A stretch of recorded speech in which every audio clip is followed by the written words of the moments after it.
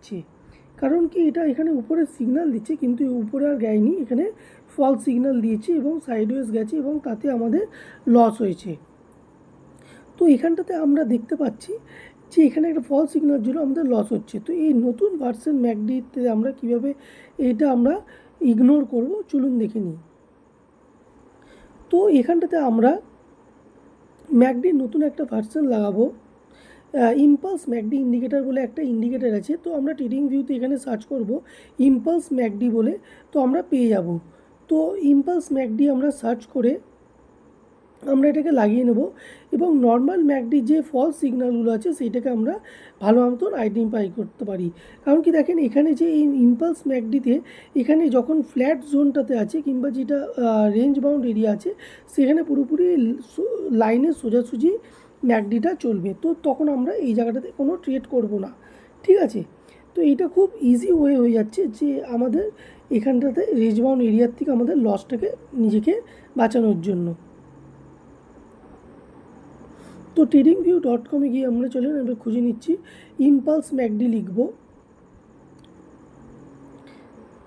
হ্যাঁ লেজি বিয়ার, sorry impulse McD lazy বিয়ার আমরা search করে নেব, তবে কি দেখবেন আমরা এই ইন্ডিকেটারটা পেয়ে যাব। এবার তারপরে আমাদের এই ইন্ডিকেটারটা লেগে যাবে, তারপরে আমরা সেটিংসে যাব, সেটিংসে গিয়ে আমাদের তখন দেখবেন এইগুলো এই প্রত্যেকটা সেটিংস আমাদের চেঞ্জ করতে হবে। সেটিংগুলো আমরা চেঞ্জ করে নেব ভালোভাবে, চেঞ্জ করে নিয়ে তারপরে দেখতে পাচ্ছেন যে খুব ভালো একটা আমাদের ম্যাকডির সিম্বলগুলো দেখাচ্ছে, যেখানে ক্রস ওভারটা নীল এবং লালে দুখানা লাইন চলে এসেছে এবং তাতে আমাদের চারখানা কম্পোনেন্ট আমরা আইডেন্টিফাই করতে পারি। এবং কী কী, প্রথম হচ্ছে ইম্পালস ম্যাকডি লাইন, তারপরে সেকেন্ড লাইন হচ্ছে সিগন্যাল লাইন, তারপরে এই মাঝখানের এই অ্যাভারেজ যেটা দেখাচ্ছে ভলিউম যেটা সেটা হচ্ছে হিস্টোগ্রাম। তো এবার এটাকে চলুন দেখে নিই কীভাবে এটাকে ইউজ করব।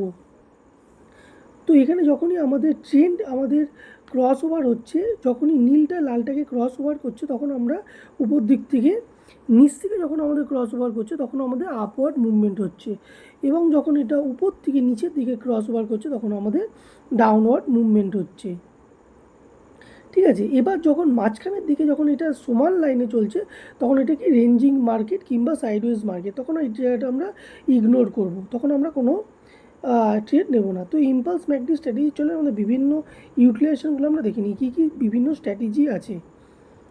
তো এই বিভিন্ন স্ট্র্যাটেজির মধ্যে ইম্পালস ম্যাকডি এক্সটেনশন কীভাবে আমরা ইউজ করব, যেখানে আমরা ওভারবট এবং ওভারবলস লেভেলগুলো আমরা আইডেন্টিফাই করব।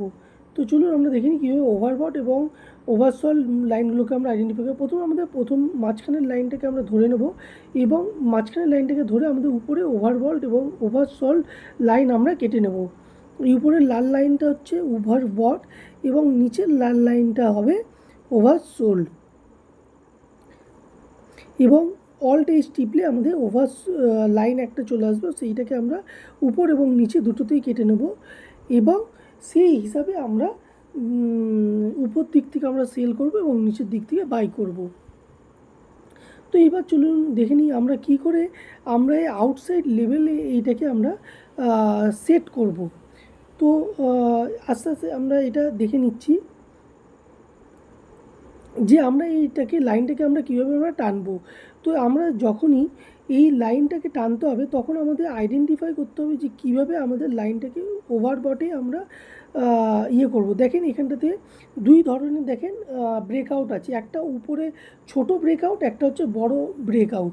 তো এই বড় যে ব্রেকআউটগুলো আছে মেজর ক্রস ওভার, তো এই মেজর ক্রস ওভারগুলোতে যেখানটাতে আছে সেই জায়গাটাতে আমরা সেল করব। ছোট ছোট যে ক্রস ওভারগুলো হচ্ছে যে এই জায়গাগুলোতে আমরা ইয়ে করব না, আমরা সেল করব না যেখানে, তাই জন্য আমাদের এই লাইনটাকে আমরা ড্র করে নেব, এই লাল লাইনটা ড্র করে নেব এবং এই লাল লাইনটা ড্র করে নেওয়াতে তাতে দেখবেন আমরা বুঝতে পেরে যাবো যে ওভারবট এই জায়গাটা। তো এখান থেকে আমরা সেল করব, ওভারবট হয়ে যাচ্ছে তখন আমরা কি করব, সেল করব। এবার আমরা নিচের দিকেও তাই সেম একই কাজ করব যে ওভারসোল্ড যে এরিয়াগুলো আছে ওভারসোল্ড এরিয়াগুলোতে আমরা লাল লাইন টেনে নেব এবং যেখানে আমাদের ওভারসোল্ড এরিয়াগুলো তৈরি হচ্ছে এই মেজর ওভারসোল্ড এরিয়া সেই জায়গাটার থেকে আমরা বাই করব।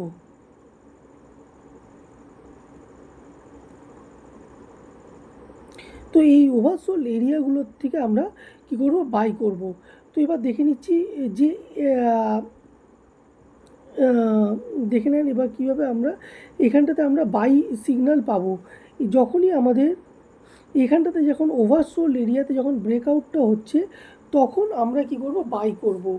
সেমনি আবার যখনই ওভার বট এরিয়াতে যখন ক্রস ওভার করছে তখন আমরা কি করব, সেল করব। তো সেরকমই মাঝখানটাতে যখন আমাদের এই সোজা লাইনের মাঝখানটাতে যখন সমান সমান চলছে সিগন্যাল এবং ম্যাকডির লাইনটাতে সোজাসুজি চলছে তখন আমরা কোনো সময় ট্রেড নেব না, ঠিক আছে। এবং যখনই আমরা সেল এরিয়ার নিচে ওভারসোল্ড এরিয়ার যেখানটাতে আমরা ওভারসোল্ড হচ্ছে সেখানটাতে আমরা বাই করব। তো কীভাবে বাই করব, এখানটাতে আমরা নিজেদের একটা টার্গেট এবং একটা স্টপ লস টেনে নেব এবং যেটা আমরা স্টপ লস হবে সেটা 1.5 টাইমসের আমরা একটা স্টপ লস টেনে নেব এবং তারপরে দেখেন আমাদের খুব সুন্দর একটা আমাদের প্রফিট হতে পারে বা হচ্ছেও। তো সেইভাবে আমরা এটাকে নেব। তো আবার সেরকমই আবার উপর দিকেও তাই, উপর যখন ওভার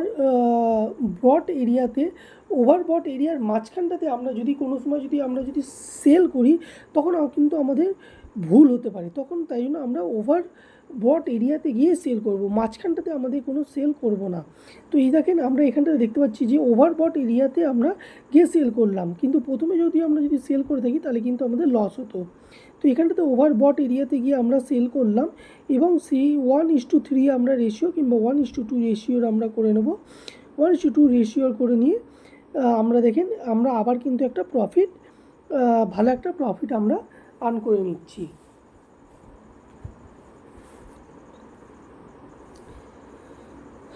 তো এবার চলুন আমরা ইম্পালস ম্যাকডির ব্রেকআউট আরেকটা নতুন একটা স্ট্র্যাটেজি এইটাতে কীভাবে কাজ করে সেইটাও আমরা দেখিনি। যখন আমাদের একটা রেঞ্জ বাউন্ড এরিয়াতে থাকে, এই রেঞ্জ বাউন্ড এরিয়ার থেকে যখনই এটা উপর দিকে উঠবে বা উপর দিকে ক্রস ওভার করছে বা উপর দিকে উঠছে তখনই আমরা যদি এন্ট্রি করি তো খুব ভালো একটা আমরা প্রফিট করতে পারি। কীভাবে এবার করি চলে এবার দেখে নিই। যেমনি দেখে নিচ্ছেন যে এখানটাতে একটা রেঞ্জ বাউন্ড এরিয়া একদম পুরোপুরি সোজাসুজি চলছে, এই পুরোপুরি ম্যাকডির লাইনগুলো দেখেন একদম সোজাসুজি চলছে, কোনো ক্রস ওভার করেনি।